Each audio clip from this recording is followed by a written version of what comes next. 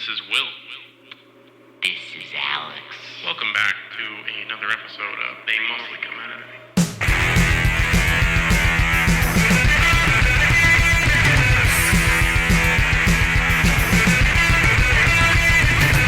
Welcome back, everyone. Your two favorite podcasters We are back. It's another Sunday night. It is another Sunday night, sometimes Tuesday, but we always give it to you. Yeah, once a week, And we're back with a homies. really, really fucking good movie. So this is going to be a gusher. Wow. We're gushing grannies over this one, but it's okay. It's okay. Yeah, it's What we okay. need you to do first, before we get into that, is you need to go like, comment, subscribe, if you want to. It's not a demand. It's just Yeah, an we can't. ask. I mean, we can't force you to. I'm not Obviously. going to force your hand. If we could, we probably would, but we're not going to. It's voluntary. Totally voluntary. Please go like, comment, subscribe to the channel. Really helps out us. Wherever you listen to it. Builds this little beautiful community we have going on. And just helps us out. And we like seeing it. We love the community. We love chatting with you guys about horror movies. And we're probably going to have discussions about this one too. Because I'm going to be talking about this one for a long time. And get your request or Roonies in. Yes, we do one every 5 episodes. We got one coming not too long from now. Yes. Very exciting stuff. I'm excited to see where the request goes, because I like the requests because they're kind of a mixed bag. It can be anything you want. It can be anything, and honestly, it's great to see what evil things you guys have cooked up for us, and then what nice things you guys have cooked up for us. What you guys want to hear. It's a pleasant surprise, because on the main feed, I go in blind all the time, but I kind of have an air of I know it's gonna be shit, so I just temper your expectations. I temper my expectations, but I'm always like with tonight, I'm always blown away, right? And that's what I like. But with requests, it could be you're just being evil, and you're they're gonna watch a really shit movie. But you know what? You know what I always think of? I've seen Black Devil Doll from Hell, so I've seen the worst movie I've ever seen in my entire life. So we've seen Savage Water. We have seen Savage Water. So if you can top that, get those requests in. I would be impressed if you could. But if you can, if you've seen Black Devil Doll from Hell and seen something worse you think than you that, got something more inhuman? if you have seen something that is completely just god awful, then please request it, because I want to see something worse than Black Devil Doll from Hell. Yeah, I want to see something that makes me scream harder than that. Yeah. I'd be impressed. I really would be. Anyway, let's get on to Waxwork. Now. Wow. Let me just, right before we get into the review, before anything happens. First things first, you should watch this movie. Yeah, that's what I was going to say. Before we get into the review, go watch this movie. Yeah. If you like anthology movies, if you are a horror fan at all, go watch it. If you like monster movies like, The Wolfman and The Mummy and Dracula, and you kind of want to... And we won't get into it too far yet, but if you like stuff like Cabin in the Woods, high concept, good execution, just everything there. Everything going on, kind of an ode to horror fans, you owe it to yourself to watch Waxwork too, because it really, at a certain point, it did really remind me of Cabin in the Woods. So if you're a fan of Cabin in the Woods, please watch this movie. I implore you. If you're a fan of that kind of movie, I mean, I get it if you hated it, but I think this movie deserves to be watched. I really do. I think it's really good. I think it's really well done. It's a very high concept that I have not seen in pretty much any horror movie. It's an incredible concept. And it's executed so good, especially for a first directorial debut. It's insane that they were able to pull this off. And it's not even a big studio. No. Yeah. Wasn't a big studio. No super A-list actors. It has the guy from Gremlins in it, and some small cameos from they're big now, but they were kind of smaller actors then. Just really well done. Really, really well done. High concept. just awesome. Like it's a horror movie made for horror fans. Yes. And I love that. I absolutely love that. Mm-hmm. So let's get into Waxwork. That's my warning. We're gonna get into it now. Go watch this, please. So this movie, where do you even... I think we need to start at the beginning. And I don't want to reveal too much yet. Because like this movie, kind of hide it from if you go in blind, it all kind of sneaks up on you. Because, it even starts like you have no idea what's going on. Yeah. It's just a guy gets his house getting broken into. And he gets his head stuck in a fireplace. Yep. And a bunch of his artifacts, like he has glass cases everywhere, a bunch of his artifacts get stolen.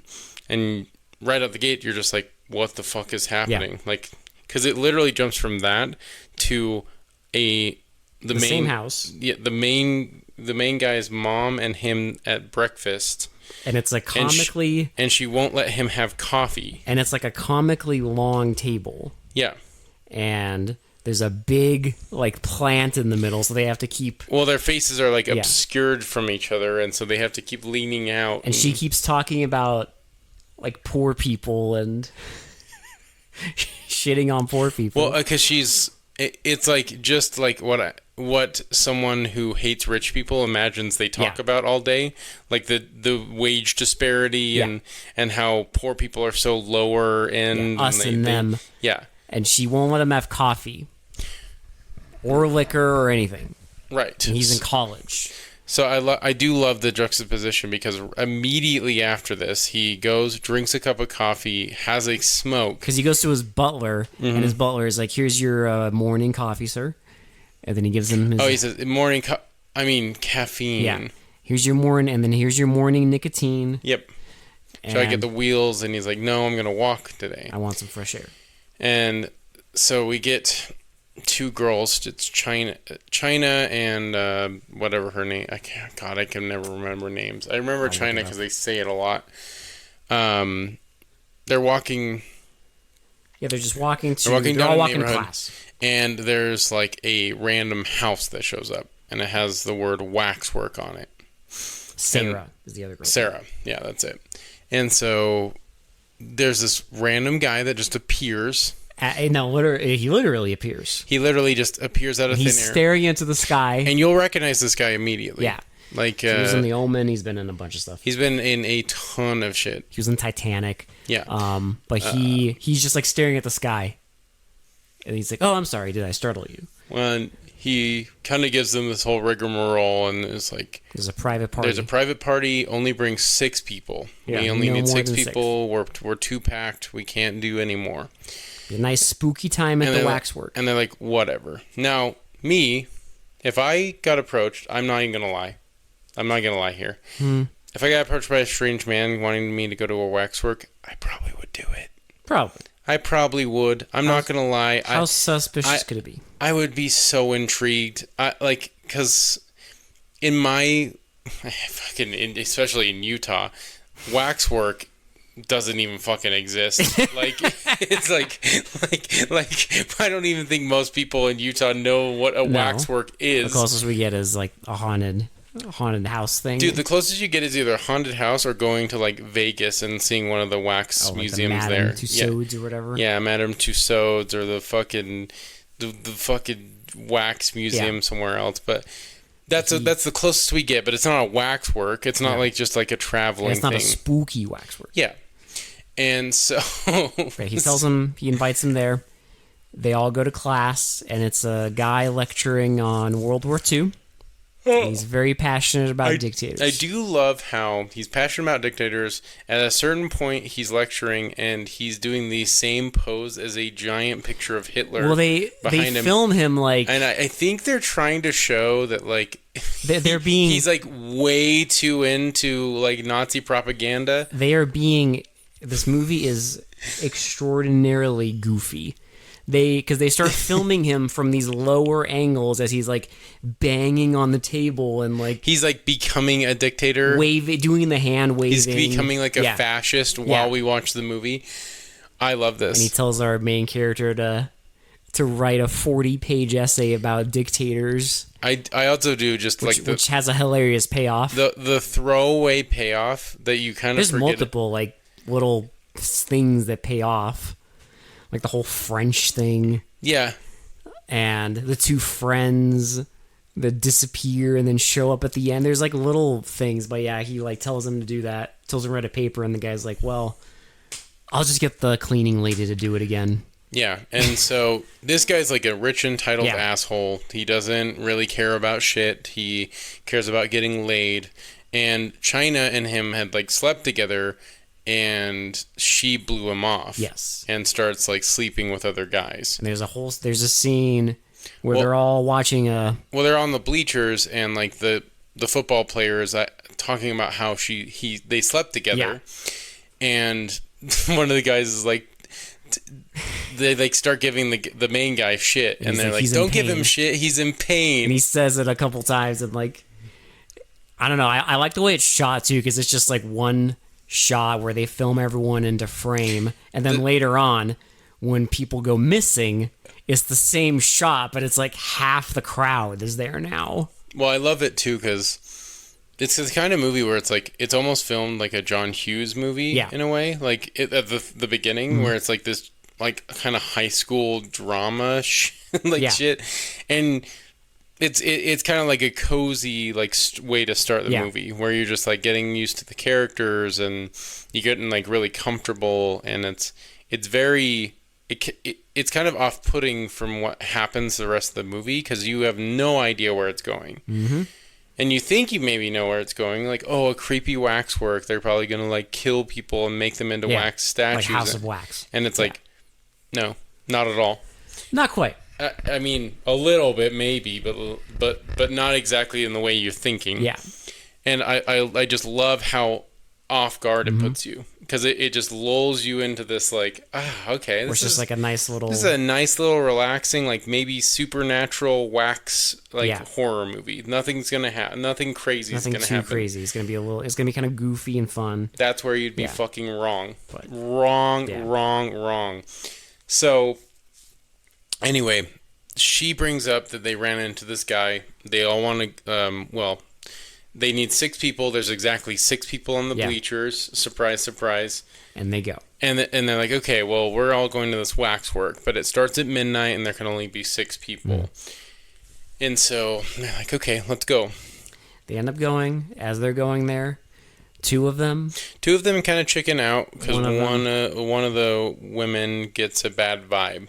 And she leaves, and then her boyfriend is kind of like, women, right? And then he like also chickens out. Yeah. And so now there's only 4. So they go, and I've also seen this little person in other movies as well. He's on the poster for this. Yeah. If you look it up. Yeah. And if you look on our socials, it's the poster. He talks in a very high pitch. Later in the movie, he mentions the main something on characters, like a small person. There's on a little helium. guy who huffs a lot of helium there. And because he's really hard to understand. I mean, you kind of get the gist of what he's saying. I do love every time he bows, they play like a kung fu movie sound effect. Did you notice? Well, and his hair always flips. Yeah, they play like a whoosh every time he bows, and he does it a lot. But he, introduces them. They also introduce, in contrast to him, there's a comically tall butler. Yeah, it's like the exact opposite. The opposite. Yeah. Who doesn't talk. And they introduce both of them. He tells them all, like, you can go look at the waxworks. Well, it opens up, and so they go in, and there's a bunch of dioramas of different people being murdered. Horror scenes. Like, yeah. It's like each diorama is like moments before death. Yeah. And a few are empty. Like, there's the horror movie thing, but there's no person getting almost murdered. Yeah. So you notice, like, that's interesting. Maybe he's gonna put them in the wax, but and you have no put idea. them in the diorama. You have no idea what's going on. So they start looking around, and they each break off because they all want to like check out different parts of the museum. And our one guy that was giving the guy shit and said he was in pain on the bleachers goes up to... He likes to smoke cigarettes a lot. Yeah. And he he accidentally drops his lighter, and you hear a noise, like a whooshing noise. Yeah. When he drops it in there. And he doesn't see where his lighter went. And he's like, well, I guess they won't mind if I, like, go look for my lighter. Yeah. I'm telling you, before we go back into this, please go watch this movie. If you haven't already. Because this is we're walking into huge spoilers right now. This is where it gets crazy. Great. Yes. This is where it gets amazing. It's not where it goes, like, completely off the walls yet. No. But it does subvert so many of your this expectations. This is where the main hook the main hook of the movie comes in. So he goes to reach for his lighter and goes into a portal into the diorama. Like, he becomes part of that diorama. So he is like the son. Now he is the son of, like, some werewolf hunter. Yeah. And he's like, his outfit's different. Everything is different. He has longer hair. He's like talking a little different. But he's still like cognitively himself. He like steps in and he's like, okay, who put acid in my drink again? And he's like, wait a minute, I stopped doing that. Yeah, I stopped drinking a while ago.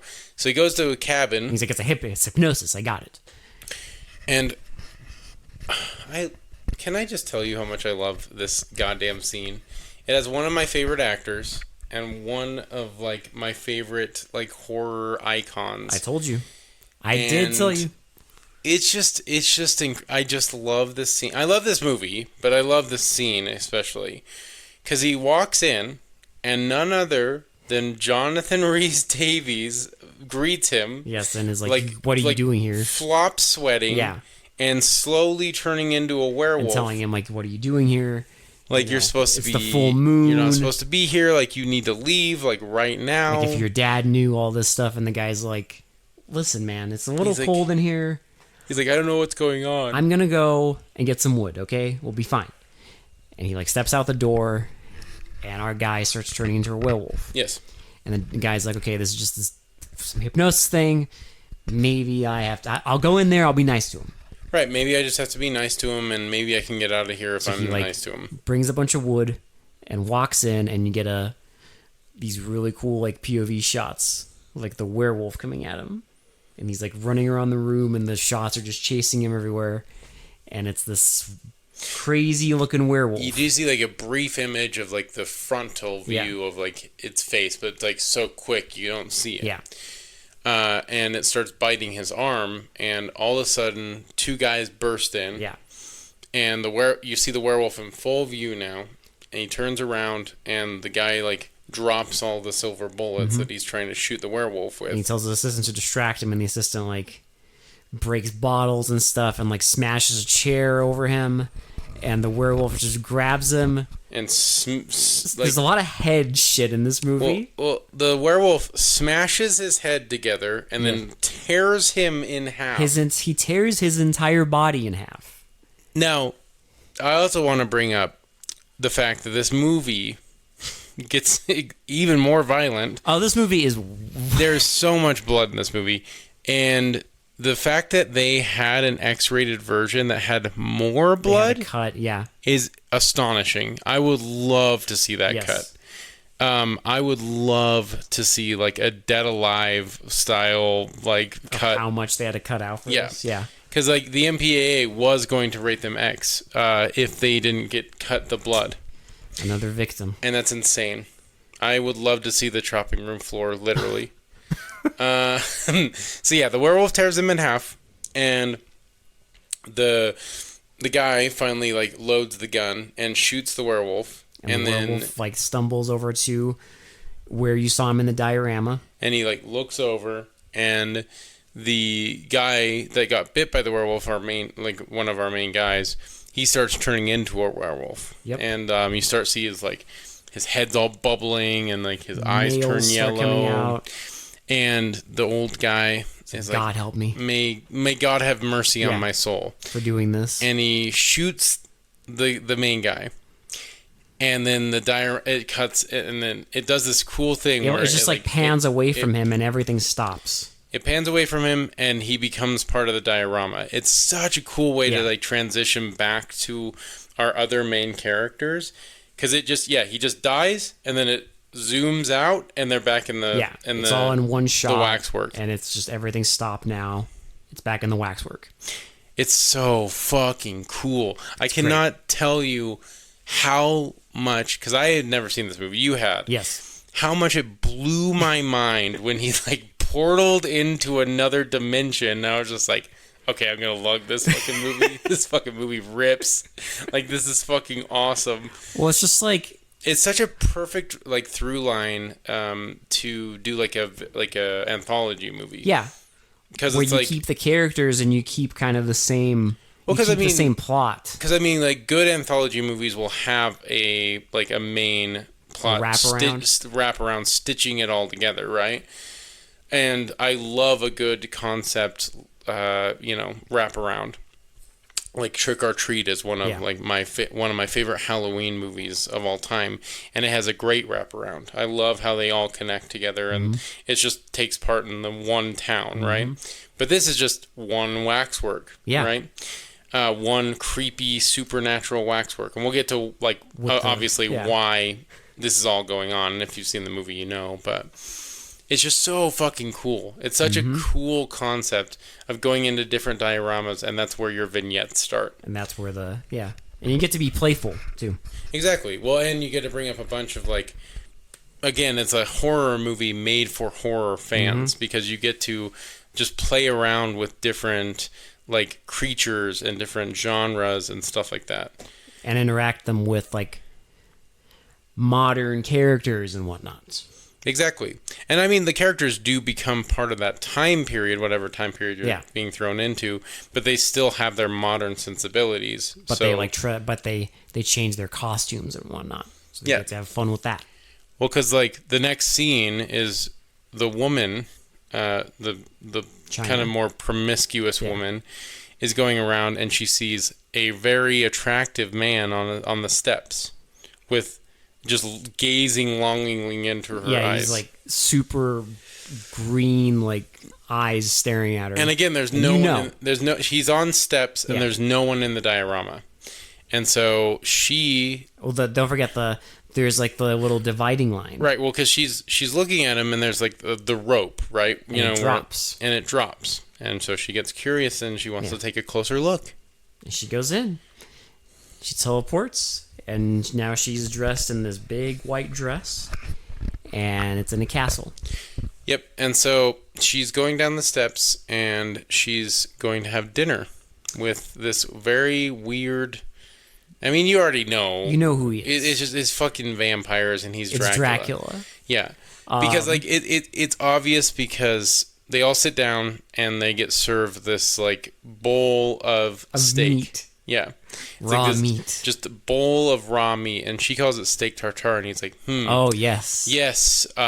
Steak tartare. I just love how he's like, sure, yeah. He has this like grin on his face. It's definitely steak tartare and not your husband's leg. Well, because when she first gets there, he's like, your fiance could make it, but he told us to look after you. Yep.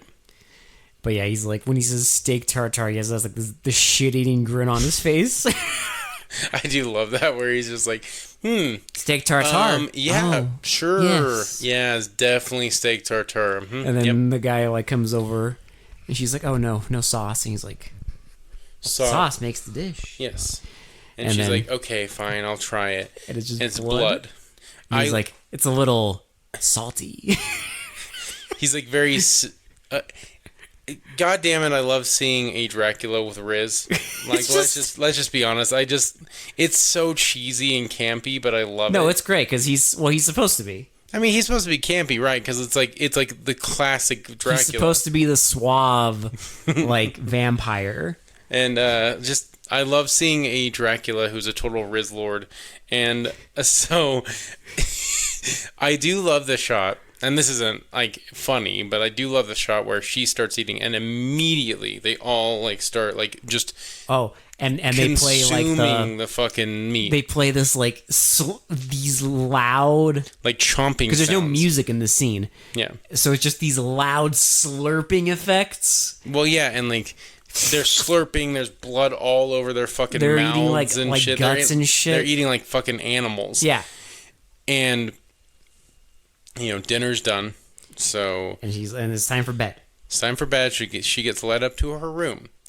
And she gets to her room and she starts looking around, and the son of Dracula shows up, and And he's like, my Alucard. If you're, Yes. I'm sure his name was going to be Alucard, but they didn't say his name. So, but he's like, my dad wants you all for himself. but he would be so mad if he knew where Yeah. I was right now, and he tries to do the fucking neck, The business. the neck bite on Yeah. her. And she And freaks out. she runs away, and she finds this basement. The So she- basement of blood. This is where 90% of the blood budget in the movie went off to. that or the end. The end was them fucking just... The end just going went bananas. like just full tilt into this total insanity, but we'll get there. But she goes to the So basement, she and there's a guy. There's a guy, and Don't turn on the light. I don't want you to see me. and like she this. cranks on the light because she just fucking ignores him. He just fuck you. I'm turning on the Well, light. she's like, this isn't real. Whatever. And he's a guy laying on this operating table, and his leg is down to the fucking skeleton. It's down to the bone, down to the fucking bone. past his knee, that they've clearly been picking off of to eat. Well, and it also implies that they fucking ate his That they leg ate him, yeah. at the fucking dinner. So she has consumed Yeah. human flesh. And she's just like, this isn't real. It's not happening. She's just convincing herself this is like, there's no way this is real. Yeah, this is bullshit. And so she goes down and she's like talking to him, and a rat starts chewing on his leg. Chewing on his fucking leg. And this, I guarantee this was for last, but like, I love it's this great. dark humor where everything starts landing on this guy's leg. So Well, like first it's the rat, and then Alucard, like the fucking Yeah. son, shows up and starts chasing her around him and start leaning over Yeah. the leg. And every time they show something landing on his leg, he like screams, and it's Well, don't forget, there's like the tub of knives that they've been using on him. Yeah, and and there's a point where the guy stabs his other knee. it's like every time something happens to this dude, you just see an extreme close up of him yelling. And at a certain point, it was very hilarious. Oh, it's great. No, there's a lot of humor in this. Yeah. And So like, he keeps yelling at her, like, you have to make, because he tells her before, like, you have to make a cross. when she makes a cross and like puts it on the fucking son's head, And his head explodes. yeah, it like turns into like gelatin and then fucking explodes. It fucking explodes. And all of Dracula's brides come out. Oh, They're gonna attack her, and so she fucking makes a stake out of one of the fucking the chair, like Oh, yeah, there's, yeah, like, 'cause a he tells her wood to break the chair. Yeah, there's like a wood chair, and so she makes a stake and she stabs all three of them, and there's just blood. My favorite, everywhere. my absolute favorite is one of them. One of them. She like throws. There's like a wine rack. Oh yeah, she throws up against like a champagne rack. And she throws and like 3 bottles impale the vampire. And they pop the off. corks. And I love how like they pop and then like blood splatters Yeah. all over the woman. It's just blood and champagne splattering. And also, there's also the guy's leg that keeps getting landed on. Yes. He keeps yelling. And it's fucking hilarious. And then eventually he gets bitten, so he's also a vampire. Well, he's still like strapped down. He's fucking like a vampire and gets stabbed. It's so funny. And I also love the little detail because her dress was like all white, right? And now it's all red. And by the end of this scene, it's all red. And she goes up and she confronts Dracula. And you hear like a bat flying. It's cliche on purpose. Oh, and I love it. I love it. And so he like lands in front of her and Just stares at her. well, because she looks directly into his eyes, he hypnotizes with her. the vampire Yeah. lore. So she stops her like because all up until this point she's fought back, but she doesn't fight back at all anymore because it's Dracula. She can't resist. And so he bites her neck and starts like sucking her blood on the steps, and then again it like pans diorama. Yeah, pans away and she becomes part of the diorama. Then it's our main guy and Sarah. Yeah, and she finds a display yes, of the Marquis de Sade. Marquis de Sade, a torturer. And in this I mean I have no idea what the fuck he looked like in real life. I don't know if anyone does, but I like that in this movie they turn him into like a fucking sex pirate. It's incredible. He's probably my favorite part of this movie. It's just so crazy. Well, because she's staring at him. This also at a certain point with this character turns into a early 50s swashbuckling. Yes, you get a sword fight movie. Like I said, they have everything. They have for every fan of every genre. So anyway, yeah, she's staring at him, and he has this big burly hairy chest and this whip and long hair. She is looking at that whip, and I know she mentioned some stuff about him, but she's clearly got something. She's got the feels for the Marquis de Sade. And our guy's okay, I don't know where our two friends went. I'm not feeling good, so they leave. We're gonna leave. So they go out, and the butler is I was thank you for joining. Your friends already left. I don't know. Goodbye. And then goodbye. And then he and bows and they're gone. So again, friends aren't showing up to school. Yeah. He's making calls. He goes back to class, and this is also where we get the payoff of the fucking poor maid, where she's doing his homework, and she's frantically looking through history. She's writing papers and freaking and swearing in Spanish. And I love how he's did you finish it? And she's yes, but my English isn't not so too good. And so he starts reading it out loud, and it's dictators are the bad people with the mustaches and the tiny suits or something. It's so fucking funny. It's such a good payoff. Well, it's because that was such at this point. Well, such a throwaway line. We've seen so much crazy shit that I completely forgot that. They're going into fucking other dimensions, basically, and there's you just forget about the payoff of that, him writing. And they're still looping back around to that to pay it off for you. It's great. But yeah, they're not showing up. So he calls both their houses, and they don't know where they are. They don't go to school. Well, and people start assuming that they were they went to a motel. They were hooking up. They were hooking up, and our main guy's I don't care if she's hooking up with other people. I'm over that now. But there's no way. But there's no. They were close friends. Yeah. They wouldn't sleep together, and so they're he goes to the cops. There's and I love. Oh my god, it's so good.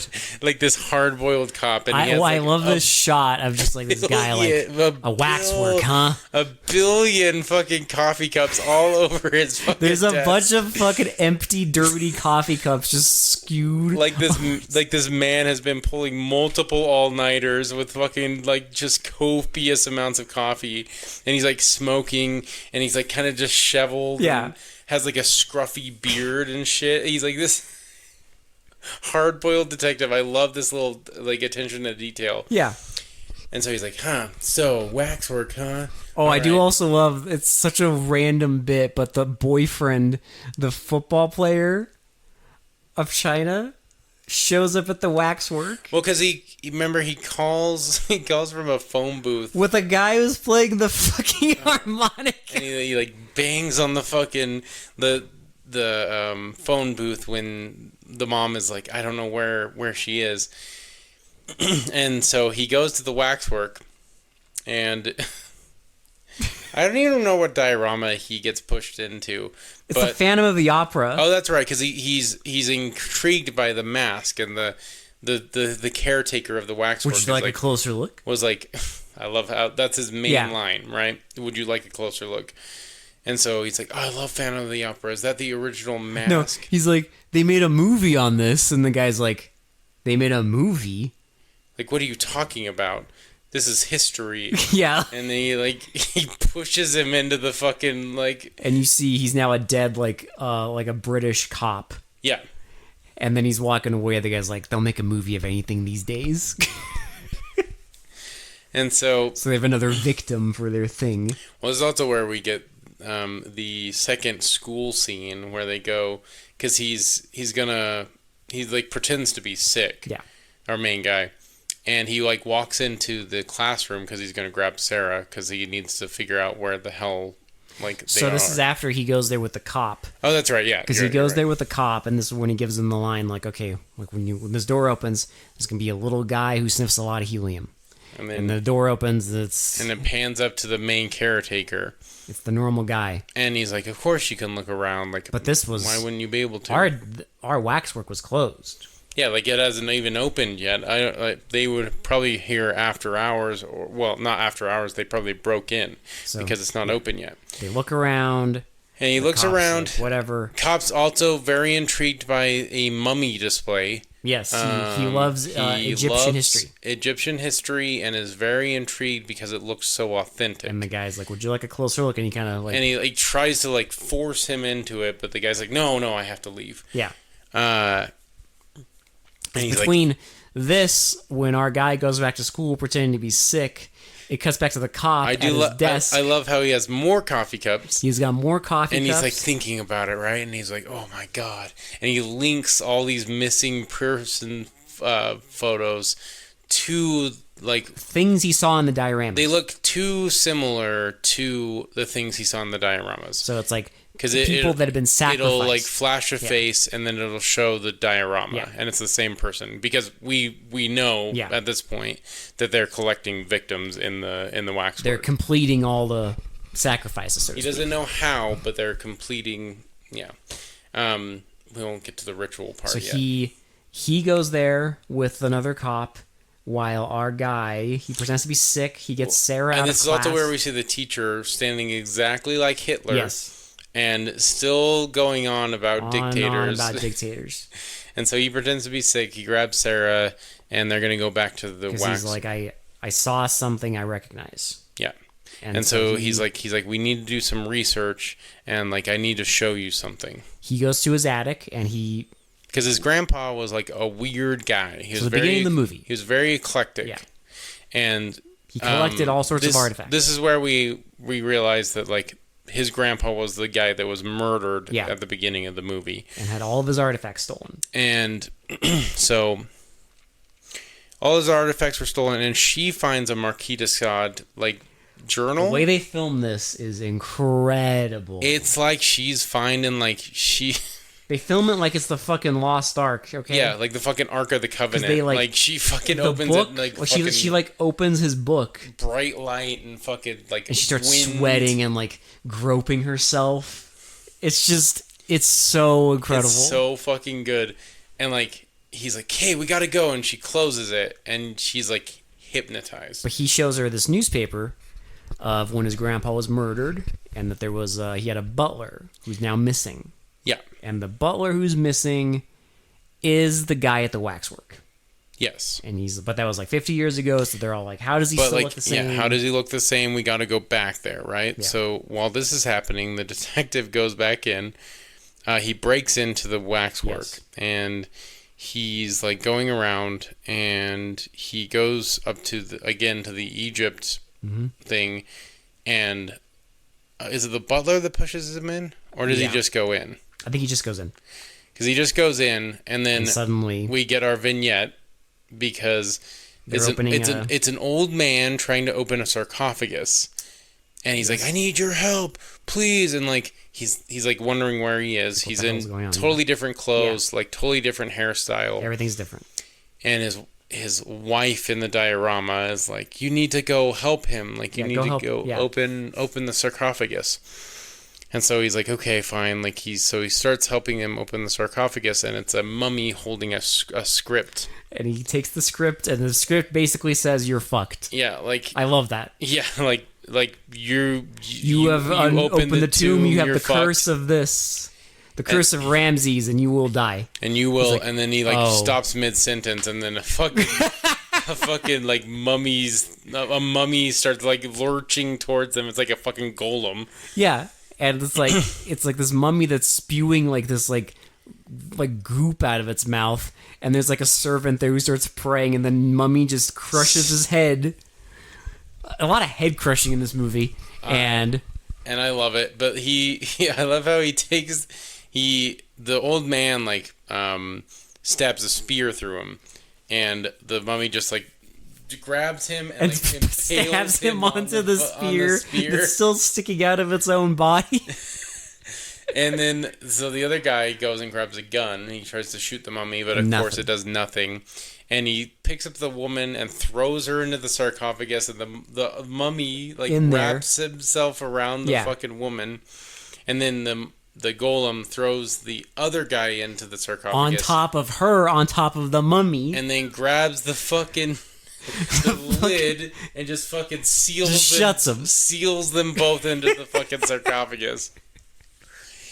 Oh, it's so fucking good. While he's like screaming for help, and then you see the other cop who was in the car. He's like, "Okay, fuck it, it's been too long." He's like, "I'm gonna go find my partner," right? So he goes in, and the big lurch guy fucking grabs him and breaks his neck just like out of nowhere. And the Waxwork guy is like, "What the hell? Like, he was perfect." He's like, "That would have been so easy. You could have just put him in a fucking diorama. We just needed 2 more." The lurch guy starts like crying almost. He's like, "Oh, I'm sorry. Okay. I'm sorry. We'll fix it. Don't worry. We still have plenty of candidates. Yeah. We will get this done." And that's when they go to his godfather. Yes, who is like this famous like knighted like guy who knows about around like in the a wheelchair, occult. And he knows all about the occult, and he's playing piano when they get there. It's very cheesy, and I love it. Oh, I love it. And so he's got a whole like room of just doodads. Well, just random artifacts and just fucking shit everywhere. And he's like, "Well, they need 18 victims because what is 18 divided by 3? And it's like 6. Like 666. Ah, yes. And that's I love that that's like they just mention that, and then it's just like it's so quick. They just go it's like move it's some on. Satanic ritual, because what happened is the 18 most evil souls in existence. And his grandfather I fucking love this plot. His grandfather collected all these artifacts so they could never be resurrected, right? Yes, the 18 most evil souls. But if you sold your soul to the devil and do his dirty work, what you do is if you immortalize them in a display and then use something that they used to use in that display, then part of their soul becomes part of that diorama. It's like a chain, and when you get all 18 of them together. It's so fucking stupid. I love it. So you need 18 monsters, right? Yes. And then 18 victims. And once you get all of them, they will become real and walk the earth. But you need 18 victims in collections of 6. Yes. Incredible. It's fucking awesome. It's so insane. I love it. And he knows everything. So he's like, you got to go there, burn the 2 that are not like... that haven't had their victims yet. And then so when they leave, he makes a phone call. He's like, it's time. Gentlemen. I'm surprised he didn't fucking like put on his sunglasses, be like, let's rock and roll. And you were like wondering when he does that, what's happening. He's like, it's time, gentlemen. And they go there. They take a taxi to the Waxwork and they break in, and they're going to burn because there's a zombie one and the Marquis de Sade. And she, of course, goes there and she's just fucking staring at it, right? Like, come on, we got to do this. We got to burn He's like them. going to light it on fire. He's going to light the zombie thing on fire. But she already went into the diorama. You hear like a whooshing noise, and he looks over and she's gone. And then Lurch comes over and fucking kicks him into the fucking zombie display. So she's in the Marquis de Sade diorama, which is him and this like English prince, and they're discussing like breaking women. Right. And their whole thing is like torturing women until they die. And of course our English royalty, the main guy is the fucking director, which is incredible. And our woman shows up. They lead her in. Well, they want her because she's a virgin. She's perfect. She has soft, supple flesh, and she's perfect for what they need for torture and pain. She is all about it. She is so into it. Ball till you fall. And I do like the Marquis de Sade. You've seen him before. It's one of those actors where you like don't really know their name. Yeah. But you know he's You've in seen a them lot of in- stuff. You look them up, and there's TV shows and movies, and you've seen them pop up. Yeah. And you know. Uh-huh. And so they chain her up, and they're going to start whipping her. Yeah. But before that happens, what they do... Well, he does start whipping her. And then, so we see our main guy. He's in his zombie diorama. And I love it. It's black and It's white. black and white. It's He's filmed in, in Dutch angles. He's in, like, 60s attire. Yes. And he has, like, slicked back hair. And like white in his hair, but it's like it's all filmed in Dutch so angles. fucking, like Night of the Living Dead. Yeah, it's so fucking cool. It's great. And he trips over a guy, And the guy's like grabbing his foot and the zombie's grabbing his foot, and he roughly cuts off his arm with a rock. And it's still moving. The hand like starts grabbing onto him and it's moving all over the place. This will come into a big zinger at the end. And so he runs away and he stabs the hand on top of a fence. And he tries to get out of the diorama where like he got pushed in and it won't go through, but it kind of like gives way a little bit. And he's like, "Oh, I get it." I don't know how he figures this out so quickly, but I don't care. He's like, "Oh, I get it. If I don't believe in you, then you can't hurt me." If I realize this is all bullshit. Well, because all the zombies stop. Yeah. Because it's like it's not real. Yeah. Right. It's just like it's a illusion basically. Yeah. You have to believe in the illusion. If you believe it, then it'll kill you. Yeah. But if you don't believe it, then you can get out of the diorama. So he gets out of it. So he gets out of it, and he's like, "Okay, I'm going to go into the Marquis de Sade." And he goes in there. And so he goes in there. And the guy just starts pointing at him and speaking French, which is a payoff to an earlier joke. A way earlier joke where China wasn't into him because he doesn't even speak French. No, she says, like, you have no, like, class, no je ne sais quoi. And he's like, what? Je ne sais what? And she's like, see? You don't even speak French. And he's like, there's a great line where he's why like... they needed to pay that off, I don't know, but I love that they did. Well, there's also a great line in that scene where she's talking about, like, suffering. She's like, why do I have to suffer? Because she's like, why would I need to speak French? She's like, see? Why do I have to suffer? It's like, suffer? We live in America. But yeah, when the guy starts speaking French to him, he's like, sorry, I don't even speak French. I don't speak French. And so he beats him up and fucking, like, takes his gun. And the Marquis de Sade is, like, just whipping in full her. whipping mode. And she is so into it. And even he's like, wow, this one And he's like, wow, she can take so much. The other guy's getting impatient. When he's like, just kill her. And you can see the Marquis de Sade kind of doesn't want to, right? Because he's like, no one's ever gone this far. I need to break her. And the other guy's like, come on, I'm bored. Like, can we get on with it? And so he's like, you need to get out of it. You're hypnotized by him. And so she certainly is. Well, oh yeah, because he unchains her and she runs immediately to the Marquis de Sade. Starts hugging his and leg. She's like, because when he was whipping her, she's like, more. Yeah. More. I want more.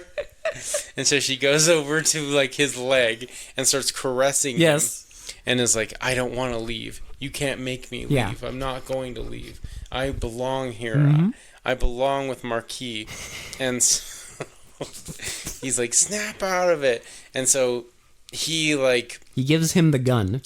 Yeah, he gives him the gun, and the Marquis can't shoot him because it's not his, Well, he doesn't believe in it. Yeah, he doesn't believe in him. So he can't hurt him.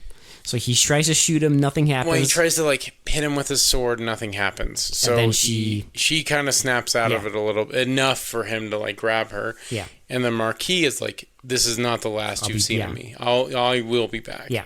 And you're just like, well, the movie's almost over. How can he be back? Oh. Don't you worry.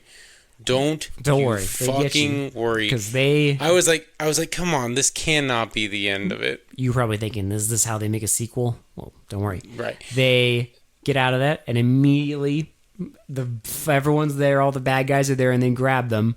And there were two friends earlier that chickened out. I love how they're like the smaller butler is like we failed, Mm-hmm. and the caretaker's like, don't worry, I have a backup plan. And immediately the fucking two friends that chickened out initially come back to the wax museum, And you see them almost immediately go into the dioramas and become part of it and like die immediately. So she like they barely even get like no, they die right away. So you don't even see them in the diorama like get killed. You just see them become part of the diorama. So she's like dead in chains, and the guy is like dead on the ground with his guts ripped out and his eye like popped off. And so like, you know, the ground starts rumbling. The circle is complete. Well, because they said like the dead will rise when this is complete, right? So everyone starts waking up. Like everyone comes to life. All the monsters come back to life. All the fucking people who died come back to life. And we the get amount like of shit that you see. I mean, there's a demon baby. There's like I said, this is like Cabin in the Woods, where you are like trying to pick out like what monsters you see. There's little details. There's like Invasion of the Body Snatchers, who like makes a reference to Little Shop of Horrors at a certain point. There's like the little demon baby. There's a golem. There's a mummy. There's Dr. Jekyll and Mr. Hyde. Yes. There's Jack the Ripper. There's like a shining kind of like there's like a axe murderer, a Cobra kind of guy. Man thing. There's like an alien Cobra thing. There's a circus Cobra there's thing. So many. There's an alien. Yes. There's a fucking like like Frankenstein's monsters in there. It's like everything. And I did look at the trivia. Apparently they were trying to put in also Jason Voorhees, The Children of the Corn, and The Thing. Not Children of the Corn, Village of the Damned. Village of the Damned, and The Thing. And that would have been incredible if they got the rights to that. Yeah. That would have been fucking insane. I think this movie kind of needs like a legacy sequel or like a remake. I would love to see that. No, they would. As long as they don't fuck it up. They would fuck it up. They probably would. But it's just so fucking cool. I love these kind of scenes where just like everything goes tits up and like everything starts like fucking happening. Oh, don't worry, it gets crazier because they're leaving. Well, and they're leaving and they're like trying to get out, and the doors open and it's a bunch of fucking old dudes. It's a bunch of old dudes. I love and this our shot. Guy. Well, it's a bunch of old dudes and like a bright light shining behind them, so they're all cast in shadows, like fucking like the goddamn like the cavalry. Well, it's like the goddamn like fucking ancient Avengers, like up there, and they're like. And I love our guy with the wheelchair. He's in like a tank now. He now has a fucking tank. It's like a fucking with tank like a wheelchair. shield and a sword. Yeah, and it has like wings on it. Like, I don't even know. So all these old dudes are like, we can't let them get out. If even one of them gets out, then it'll infect the whole world. It's odd. And they fucking start it. Pandemonium does not even begin to explain this fucking scene. There's like people punching each other. There's like old men getting murdered. There's like monsters getting murdered. Like scene after scene of like old guys getting swords stabbed into them, guns getting shot. The demon baby explodes. They like explode the demon baby. One of them like crushes the head of the alien. Like it's just fucking. It just goes off the rails. Fucking Dracula turns into a bat, and a guy catches it and says, "Make my day," and blows it up. Fucking blows it away. One of them picks up the butler and like goes over to the egg and it says, "Feed me." And then they throw the fucking butler into the goddamn plant. They kill the other butler by like stabbing him. Because what happens is the main guy gets attacked by like a voodoo witch doctor. Yeah. And he's about to like get killed by him, and the old man saves like his godfather saves him, and then he saves his godfather from the big guy. He gives him a special sword. Yeah, he gives him a special sword, and then he kills like also the werewolf. Because the sword's made of silver. Yeah, because his friend who turns into the werewolf starts attacking him, and he kills him with that. So then he chases after the main caretaker, right? Because the guy goes into where he makes all the wax figures, and so.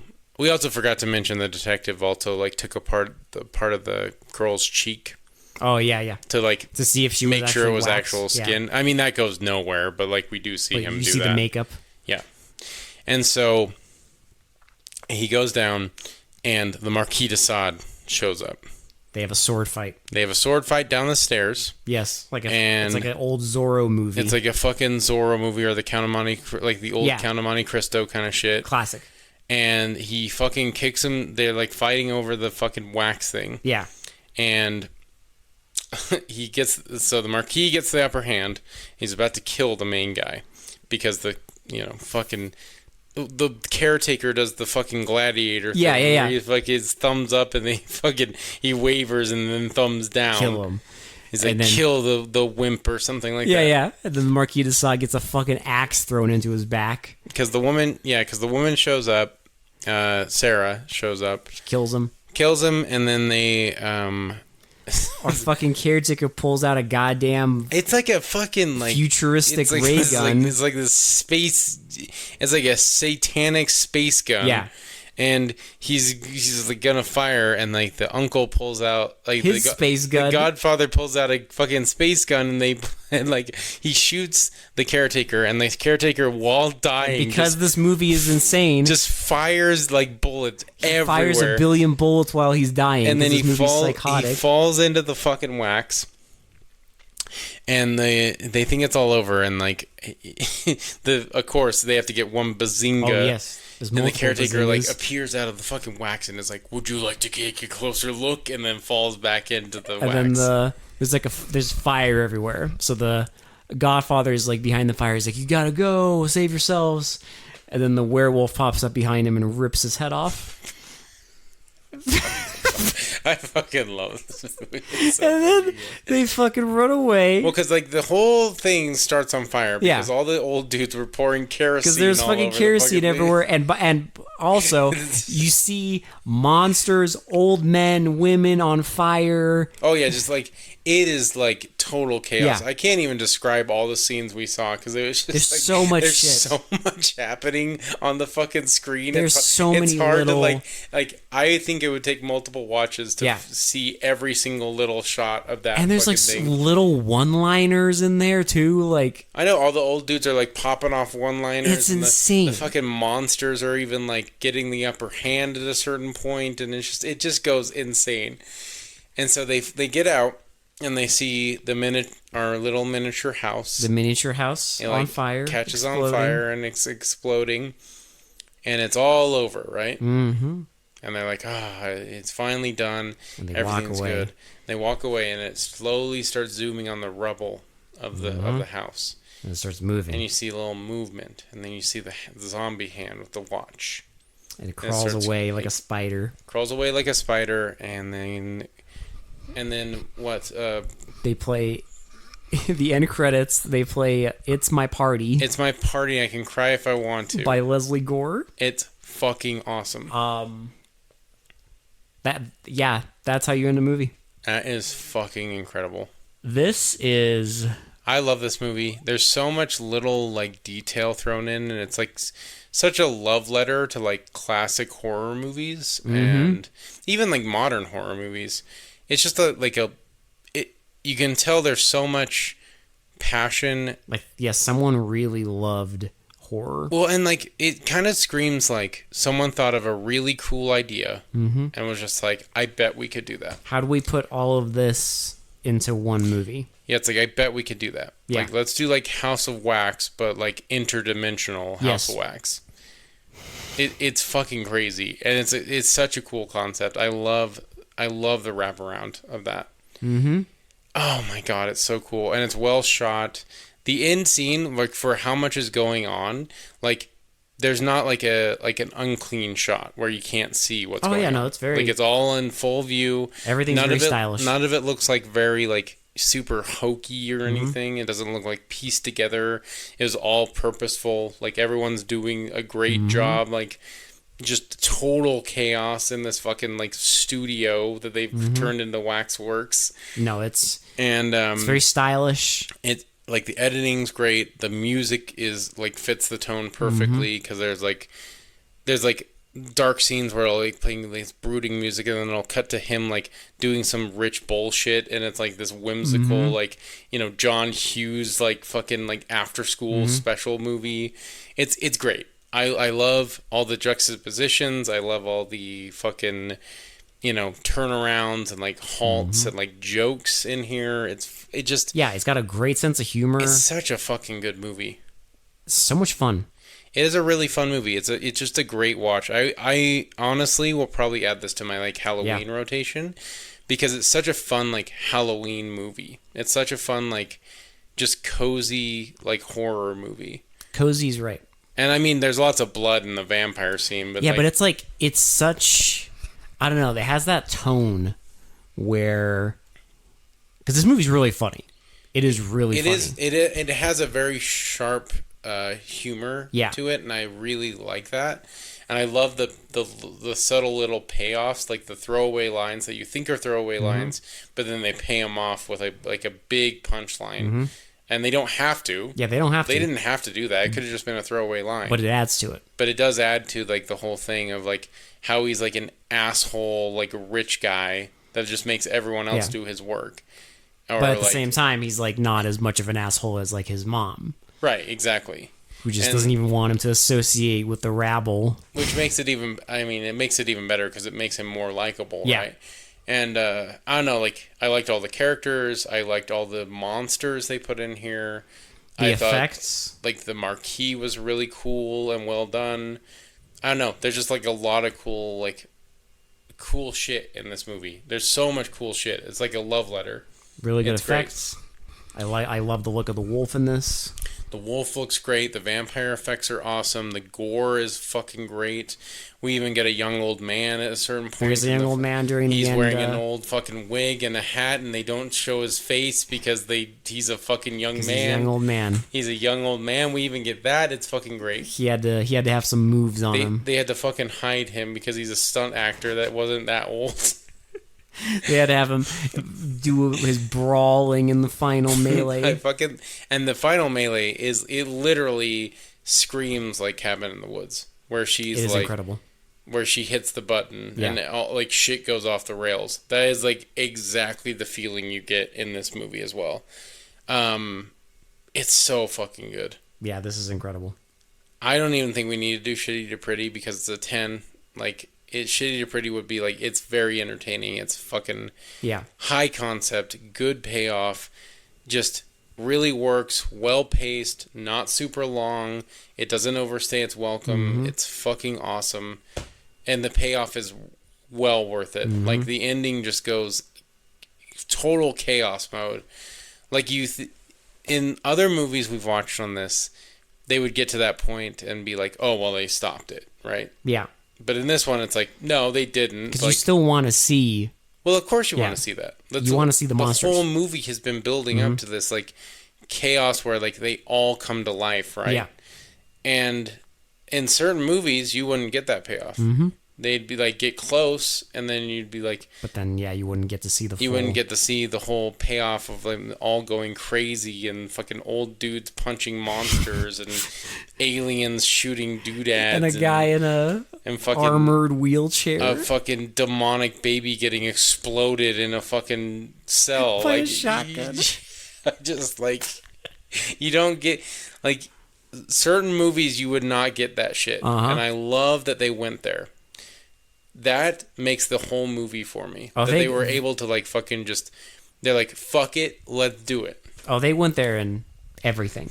And I can't wait, because we're probably going to add the sequel to and I know you haven't seen the sequel. I have not. I'm keeping myself fresh. I am very curious to see how the sequel does and see what concepts they come up with. Because they can't do the exact same thing, right? So I'm very curious to see what they cook up in that one. It's going to be fun. I know it's going to be fun because it's the same director and most of the same cast is coming back. Well, the two main characters. Yes. I don't know. This movie's fucking awesome. It really deserves a watch. It deserves so much love. I'm seriously going to add this to my collection. I really want it. I think it's fucking great. I love this kind of shit. It kind of puts me in the same mood of like Monster Squad. Yeah, Monster Squad or even like Creep Show. Yeah, just something with like a lot of heart and like you can tell it's made by people who are passionate about like horror movies. but like are able to have fun with that too. Yeah. Like they don't take it so seriously that they can't poke fun at that too. And that's what I love about it. Yeah, it's got all the tropes are there, all the things. Because I think if it was ultra serious, I think it would have ruined it. It could have still been fun, but the fact that they are playing a lot of that they're having fun with it definitely helps because it's just I don't know, it makes it fresh. Yeah, no, it's fucking awesome. Go watch Waxwork. Please give this movie love. It so deserves it. Yes. This deserves all the flowers. I'm gonna glaze this fucking thing up like so much. I fucking love this movie. I think it's fucking incredible. Yeah. Well, all right. I guess we'll stop gushing over it. Aye, people. All right. For They Mostly Come Out at Night, this has been Will. This has been Alex. We'll talk to you all later. Bye. Seriously, go fucking watch Waxwork. Seriously. If you haven't seen it, fucking go watch it. Suffer. I don't care that we all explained it. Go watch it. Yeah. It's fucking. And then watch it again. It's fucking incredible. And then tell your friends. I'm gonna keep watching it because I want to see all the fucking bits and pieces at the end. Yeah, I want to see the back it say make my day. Fuck yeah. Anyway, bye.